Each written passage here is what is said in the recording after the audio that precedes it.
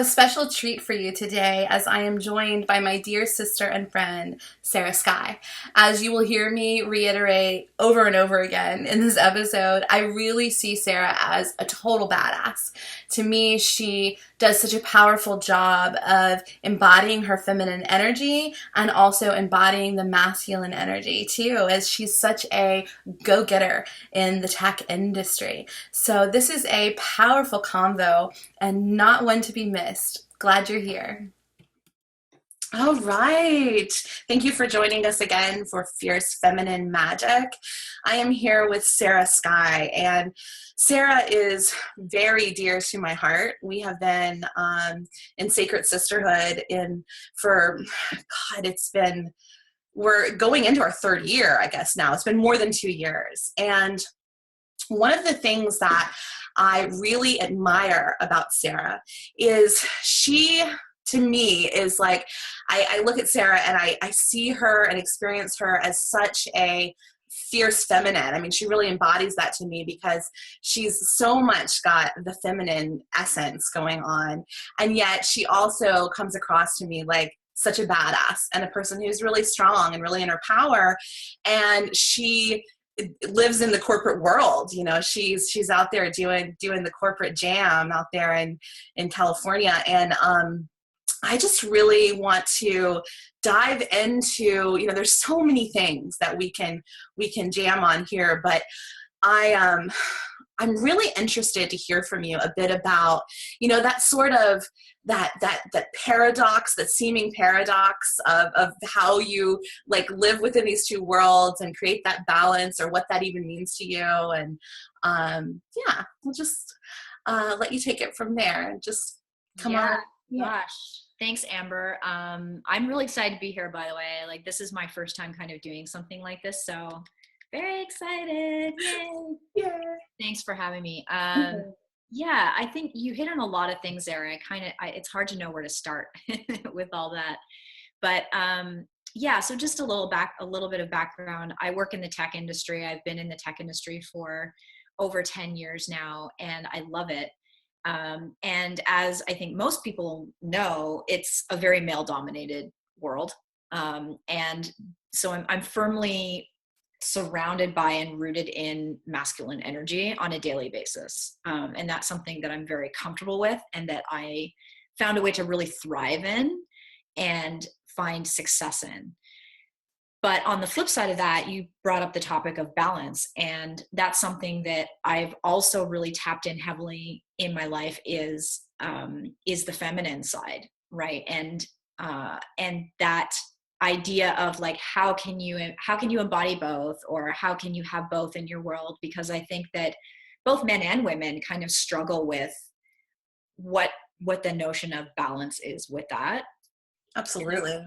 And I think that an interesting, I've had conversations with all sorts of people around this idea of balance, and I think people are always striving for balance, and that is a really good thing to focus on. But I also think it's really good to note that sometimes you have to go to extremes. And sometimes we have to really heavily tap into masculine energy to accomplish something, because that's what's required. And sometimes we have to heavily tap into feminine energy and really like embody that in order to accomplish something with that. Now, it's not sustainable to like live perpetually in those states of extreme, but I think that we can't ignore the fact that there are times when we have to do that, and that we can't always be in balance. Like it's impossible, but it's good to always sort of try to veer back to that, and that be sort of like your position of grounding. But I think that that's a really important thing to note, and that it's a really good thing to sort of self-identify when you're in that mode. Yeah. Because then I think it allows you to not fight it and not feel like, oh, I'm out of balance. And it's like, well, okay, is that serving you a purpose right now? And if it's working well for you in that moment, go with that. But then when it's time to rein it back in and it's no longer serving you, then try to bring it back to center. So I think that's kind of an interesting notion that I've been playing with. I love that. You know, and when you're speaking, it brings up for me some of the things that I've been realizing in terms of feminine energy, masculine energy, specifically my own, but also in relationships. And so, in terms of my own feminine and masculine energy, I have been realizing over the last few years that the more I can play in both fields, the more I can explore what it is to tap into my masculine energy and my doing, outgoing, you know, business minded nature, the more it's like I'm able to support myself in tapping into that feminine energy, because I've been realizing that there was a time not that long ago where I swung so much more to the side of feminine energy and was lacking in a lot of ways in the masculine.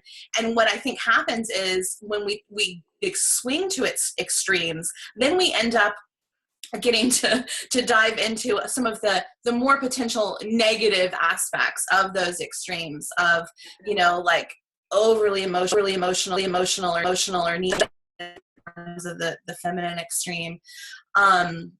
So it's interesting, the whole notion of balance. It's like, how do you even put words to that? Because you know, I love what you said about how we have to, it's kind of a dance, you know. It's really one way to put it. And I know in relationship also, I've noticed that my husband and I, having been together for many years, we get to sometimes take turns in terms of sometimes he's really in his masculinity and really supports me in diving deeper into my femininity, and there's times where that gets extreme, like we get on polarities, and then it's time for me to support him in exploring more of the feminine aspects of his nature, where I start to dive more into the masculine aspect, and that's kind of where we're at right now.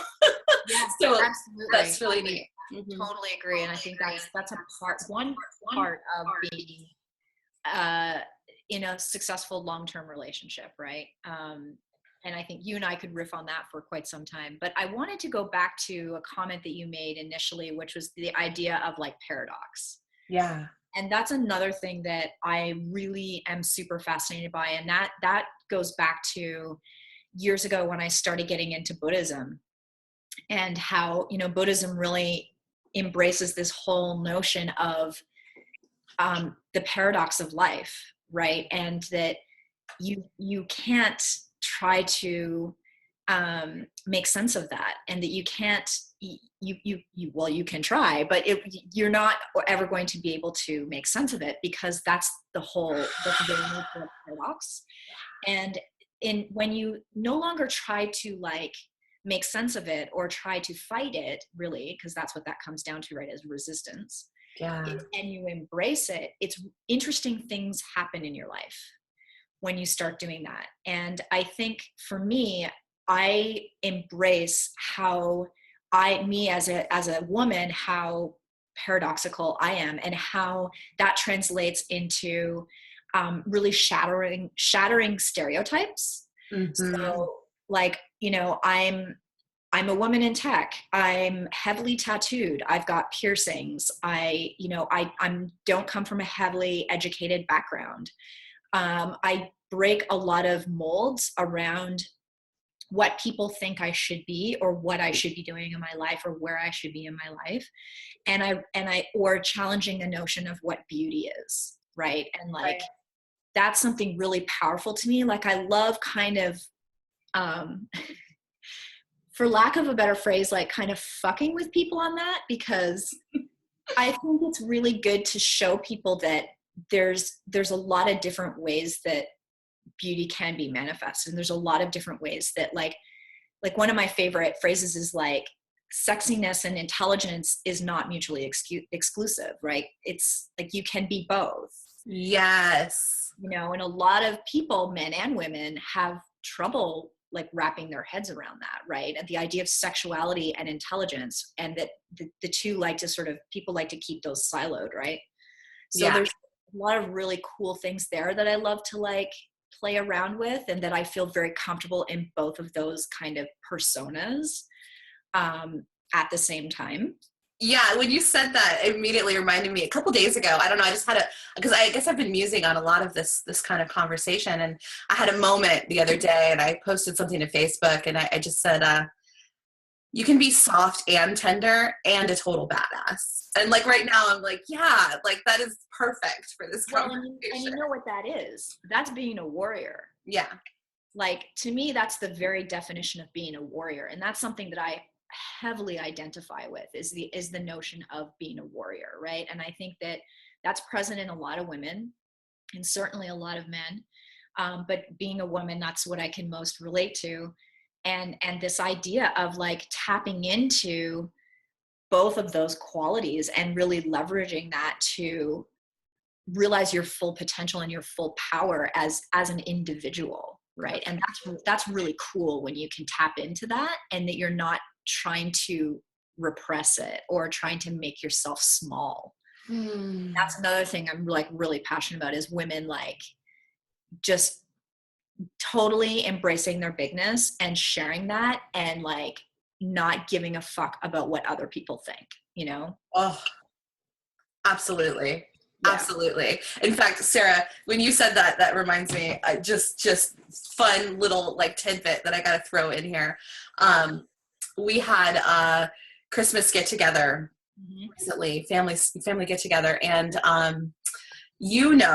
and for those of you that don't know, I'm also a chef, and we've had retreats with the women's circle that we're a part of, and I make the food for the retreats, and so Mama knows her way around the kitchen. Oh yeah, she does. But being in just certain stereotypes that come into play in our culture, and there has been this kind of stereotype in my husband's family that like it's not spoken, but it's like kind of understood that like only the men know how to handle the meat. It's ironically hilarious, but and I was so excited because, and I normally, what I have done a lot, I realize now what I've done a lot is I've just kind of been like, I don't want to challenge that. It's not worth challenging it. So I'm just going to be like, I'm just going to sit back and let it be okay. Right. But my husband had got me a new knife for Christmas, and that meat came out of the oven, and I was like, honey, I'm getting my knife and I am cutting that meat. I don't care what anyone thinks. That's awesome. That's awesome. Nice. Yeah, I think that for me, like my own journey with being really comfortable with who I am as a person and not being afraid to be different, and knowing how to really leverage that, along with I think being a woman in the tech industry in particular, I think is a real advantage. And I think that there is a lot of shitty things that happen to women. There's still a lot of misogyny happening in the tech industry, and there's still a lower ceiling for women in many cases in the tech industry. But I really do think that you make a choice about how you choose to leverage that, right? Like life is all about how you choose to navigate that. And it doesn't mean that shitty things aren't going to happen, and it doesn't mean that failure is not going to happen, because it will. Right. But I feel like it's so important, and I think when we all go to places that are really challenging, and we have dark moments in our lives, that's when you really tap into who you are, or certainly like core facets of who you are and what you're capable of doing. And I think that like having struggled for many years in my own life, and I always call myself a late bloomer. Like I'm not that person that like knew what I wanted to do when I was 10 and like I went to school for it and I did that right out of college. It's like I spent my whole 20s just being super lost and super directionless, and didn't get into tech until my early 30s. And I think that like having that struggle and understanding that like that's where the magic is, right? Like that's where the diamonds are buried, is in those dark moments, because that's when you're gonna be able to tap into your true self, and that's when you're going to be able to have real like epiphanies and moments of growth, as painful as it can be. Yeah. Wow. That's such a powerful reminder that like, and that's something like when we're caught in the struggle, you know, it can be so hard to see the the benefit of what's happening, you know. But it reminds me, I had a spiritual teacher that told me one time. He said, you take a mung bean and you wrap it in wet newspaper, right?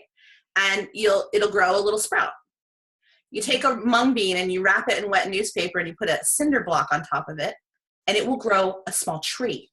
Mm, You know, and I've never forgotten that, because it's like the amount awesome. of pressure, it's kind of like the diamond thing, the amount of pressure that we're put under, that it's really what helps bring out our greatness. And I love that you said something about it, you feel you have an advantage, or it's good, you like have value for being a woman in the tech industry, which is surprising in a good way, because I feel like I can imagine so many people just telling me that it's hard to be a woman in the tech industry. So Yeah.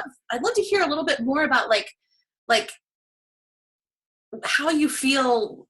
I'm trying to find my words. Do you know what I'm saying? Like why, where is the sunshine for you in that? Like, explain that a little more. Yeah, I think, I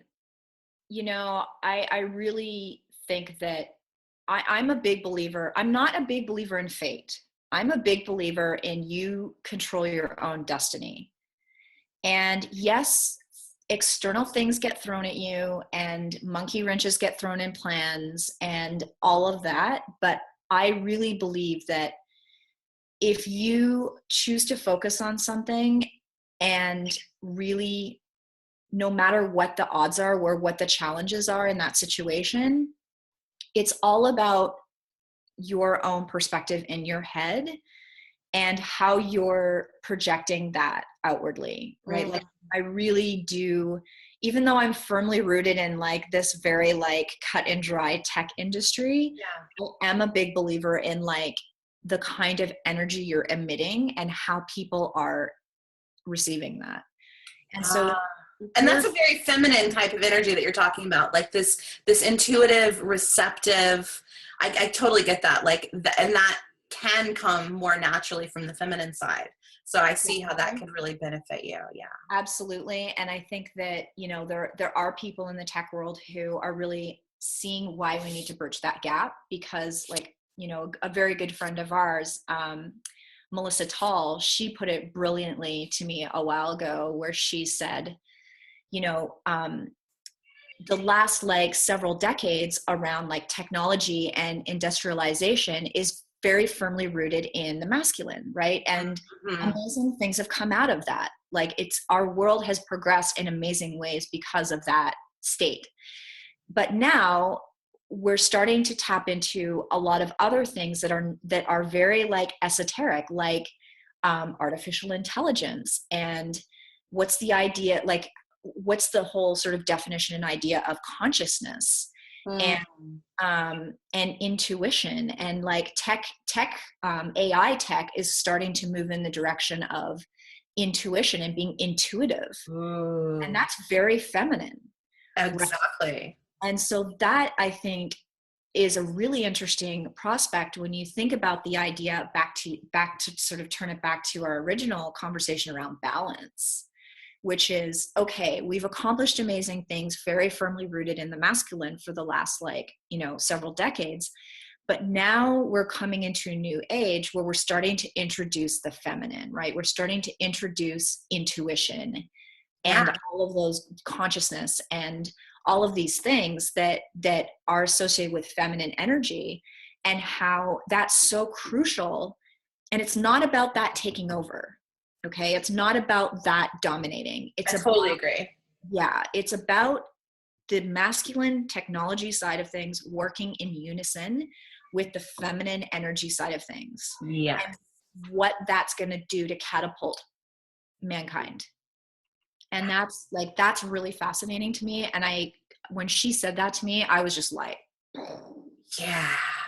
Absolutely. I totally agree. When I hear this whole concept that like it's time for the feminine to rise, yes, it is. But rise in meeting in unison and coming together in balance, with the masculine. And also, as you were talking about, it's not just about men and women. It's we all, whether we're male or female, get to meet and find and bring forward these aspects of ourselves. Right. And I love that you can see the relationship in the tech industry, because of course, not being in that world, it's not something I've ever thought about, but that you can actually see it, the shift that's happening there in the corporate world as well is really cool. Yeah, it's a really exciting time to be in technology right now, because I think that it's really awakening.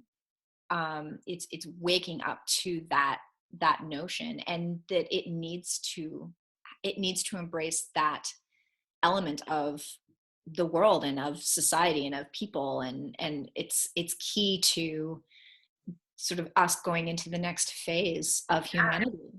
And that's really exciting. Now, of course, it's not coming without its painful moments. It's not coming without its volatility and its tumultuous times. But I think that that's part of it. Yeah. I think that is, if you look back in history and you look at all of the times that there's been revolution and that there's been like really big advancements in equality and anything, name it, it comes with pain.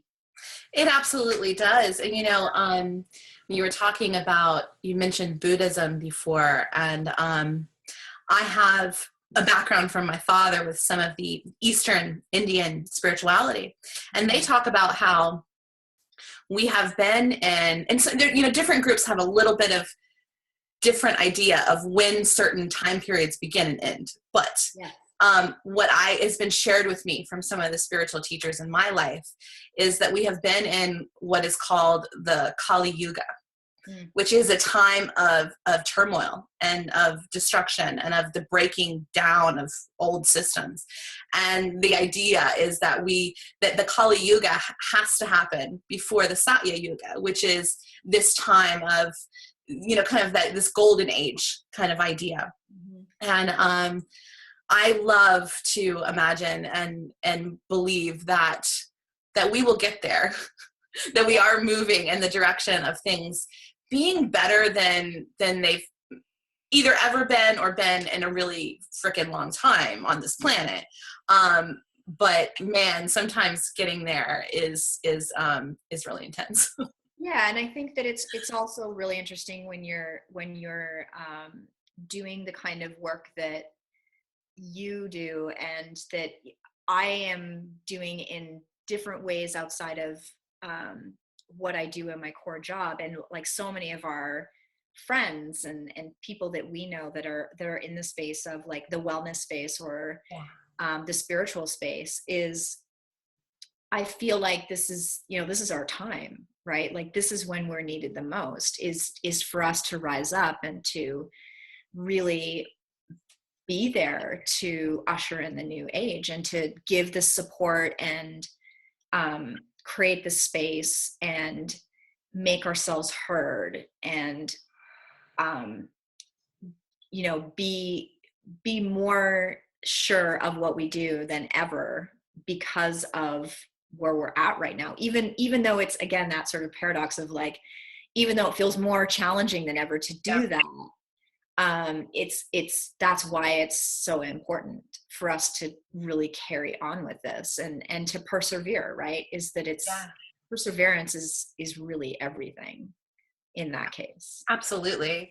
And I love, something that you said about it being our time just reminds me about the whole reason that I put together these conversations. And then we're sitting here having this conversation is because I really feel the call that it's time for me to do whatever I can to speak up, share my voice. And also I have so many women that I'm connected with. I have, so many amazing women in my life, who have so much they can share from their stories and their experience. And it's like, the more we can the more that we can share our information in this way. I mean, you know, technology, like information is shared all over the place. But I am excited to see more and more of these like kind of fireside chats where we can really, you know, have a heart to heart and share like some of the soul medicine that we've been, you know, realizing along our path. And I think the more that we can bring that forward and share it with one another, the more that we all like can kind of like rise up and move forward together collectively. I totally agree. I think you're doing an amazing service by really broadcasting these amazing stories and messages and pearls of wisdom. Like this is, again, this is what the world needs right now. So thank you for doing this, because it's needed. And I'm pretty sure that there's going to be a number of people out there who are going to really resonate with what you were sharing. Yeah, well, I'm so excited. We're just getting started, and there is so many, you know, more powerful women that I want to bring on board to share. But I just thank you from the bottom of my heart for being here and doing this. It's really, really exciting to hear your perspective, and to be quite honest, like it gives me a lot of hope to know that there are such, you know, badass, awesome people out there in the tech industry too, that have an understanding that there is so much more going on. Like, you know, we touched on like this new age and the shifting and the masculine and feminine and all of that, just that you have this awareness out there in the corporate world. And, you know, I know you're not the only one, but in my world, you're really singular, and I appreciate you a lot. Oh, thank you. The pleasure's been all mine. I'm enjoyed this immensely. It's been super fun to wrap on these topics and these thoughts. I think it's so great to just get them out there. Absolutely. All right. Thanks for joining us, folks.